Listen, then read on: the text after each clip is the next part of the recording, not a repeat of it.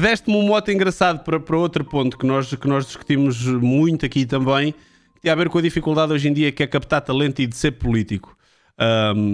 Muitas vezes fala-se da parte do ordenado, que competindo com o privado é muito pouco aliciante para tu conseguires uma captação de grande talento, mas acima de tudo este novo cenário com que os políticos têm que se enfrentar, que é a parte das notícias, das fake news, do comentário constante. Tu acabaste na tua eleição por também sofrer com isso na pele, uma notícia que foi renotícia pela terceira vez quando tu és eleito, já tinha sido vários anos antes. Mas de repente, como é que nós podemos captar as melhores pessoas para gerir o nosso país e para estarem dedicadas à política e para quererem fazer o melhor pelo país, quando nada disto na vida de um político é aliciante? O ordenado não é aliciante, a vossa vida de repente está debaixo de um escrutínio que se calhar de outra maneira nunca estaria. Como é que se sujeita a isto? É a causa? É só pela causa? Olha, no meu caso é porque gosto mesmo muito disto. Sinceramente, gosto mesmo muito de servir, de estar na política, de poder ajudar as pessoas da minha comunidade. E digo isto de forma genuína. E não quero dizer... Estava aqui a pensar se contava a história ou não, mas vou contar. Acho que nós também temos que demonstrar que somos humanos e que isso às vezes mexe connosco. Eu não nasci para ser, costumo dizer que eu não nasci para ser rico, portanto, eu estar na política, para mim, ter um ordenado está bem, não é essa a questão, embora a questão do ordenado aqui é relevante porque as pessoas não têm noção que um Presidente de Câmara ganha 2.500 euros por mês e, portanto, se fizer as contas às horas de trabalho, ganha, se calhar, entre sábados e domingos também trabalha, porque o trabalho de ir às representações não é só festa, como algumas pessoas acham. É preciso preparar-nos e além disso é preciso ter sempre disponibilidade. Também não é fácil. Um Presidente de Câmara ter um fim de semana não é uma coisa fácil, por exemplo.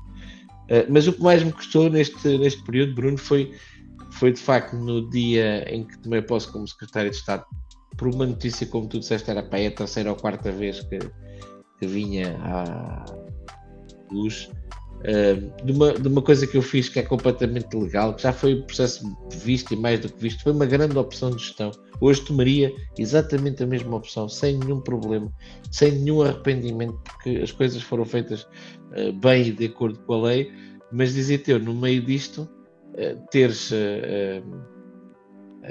neste caso ter a minha mãe, que como já disse aqui, foi orgulhosamente telefonista da Câmara durante 30 e tal anos, mas no momento que era enfim, podia ser de alegria, porque fui para o governo e fui nomeado secretário de Estado, mandar uma mensagem que estava preocupada e que eu percebi que estava chorosa e que estava triste e que estava preocupada comigo. Isso de facto não é muito agradável, não é? E mexe um bocadinho connosco, leva-nos a pensar o que é que nós fazemos aqui, porque como eu disse e já repeti várias vezes, nós, os políticos, são humanos e também vivem estas coisas às vezes, enfim, de uma forma bastante dura, porque às vezes nem sequer é por nós, é pelas pessoas que estão à nossa volta.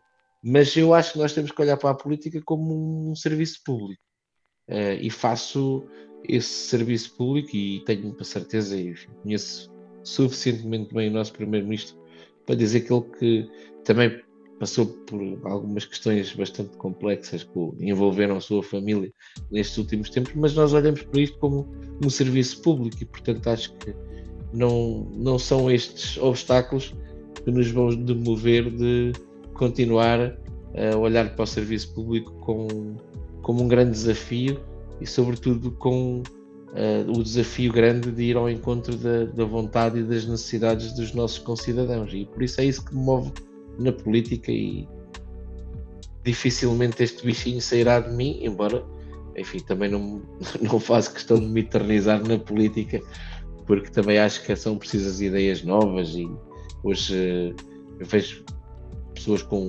mais novas, com muito talento, com grandes capacidades.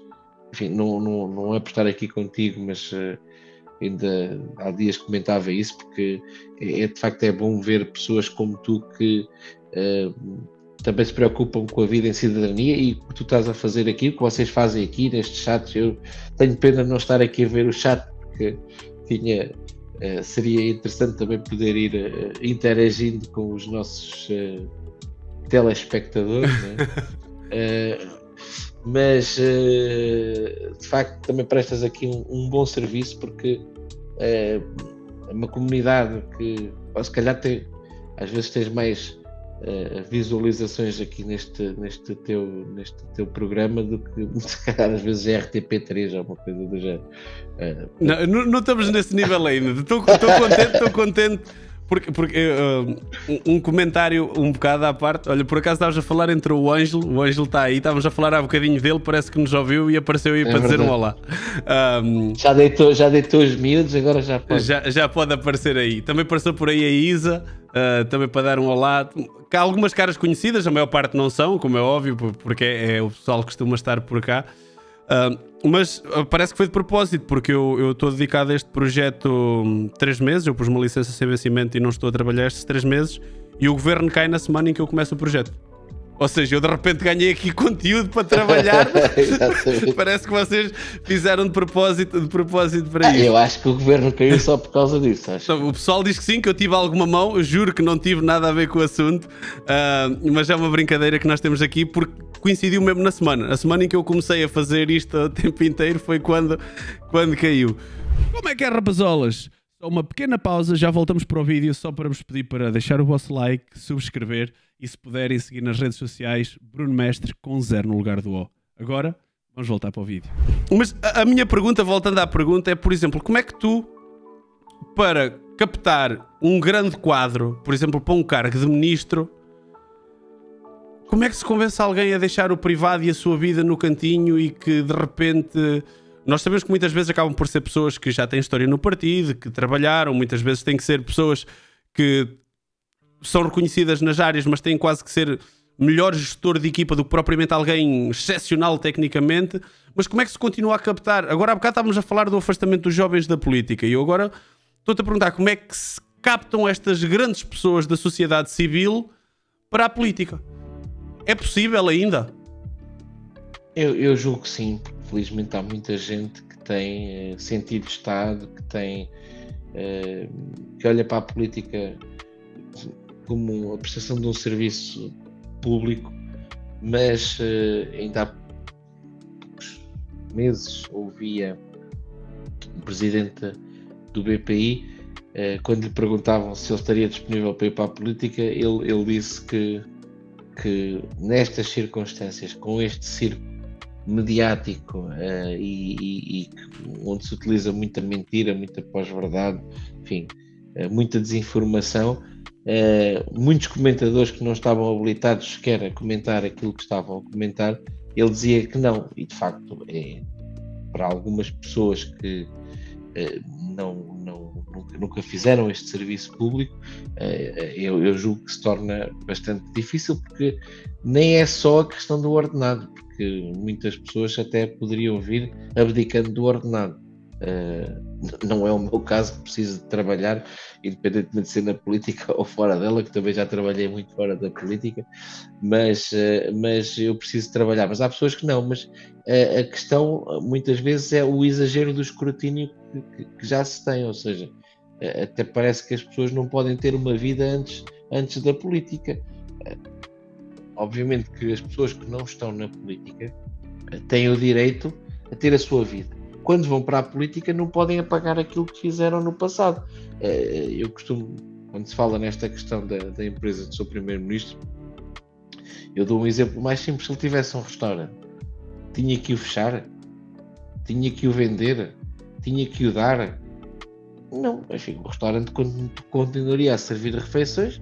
Provavelmente havia algumas pessoas que passavam a ir ao restaurante, e havia pessoas que até deixavam de ir ao restaurante porque ele tinha sido feito alguma coisa de errado ou que eles não concordassem. Portanto, enfim, eu julgo que... Mas aí acredito também que teve mais a ver com a natureza da empresa em si, Atenção, a minha opinião acaba por ser pública e sabem que apesar de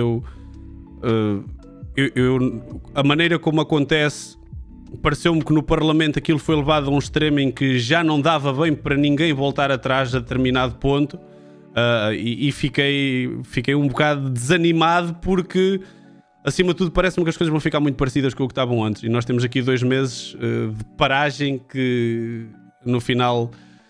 Mas pá, acaba por ser uma situação que eu acho que não dignificou em nada a opinião as eleições e o Parlamento em si, a maneira como caiu. Vamos ver o que é que acontece agora no dia 18. Sim, eu acho que as pessoas aqui têm uma opção clara e eu, enfim, acho que a questão da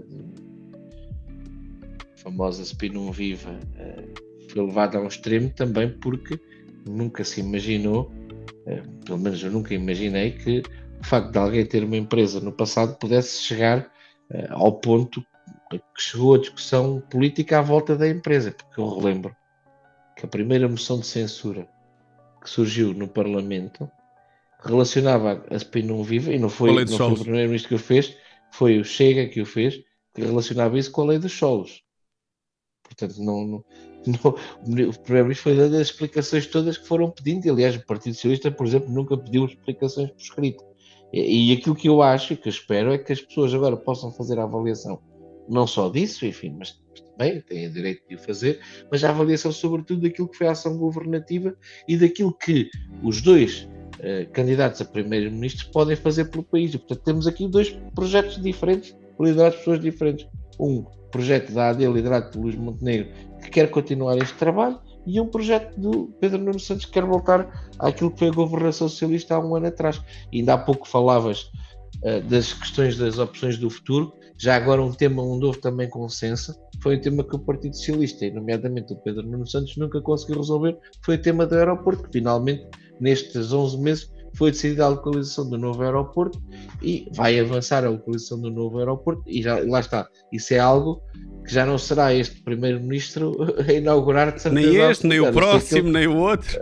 Isto é uma obra, obra que normalmente... Obra que durará algum tempo. Aliás, faz lembrar, por exemplo, o túnel do Marão, mas também foi preciso consenso político para avançar, e aí está feito. Como é que é, rapazolas? Chegaram até ao fim, por favor, subscrevam, deixem o vosso like e sigam Bruno Mestre com 0 no lugar do O em todas as redes sociais. Para vocês não custa nada, para nós é uma grande ajuda. Até ao próximo vídeo.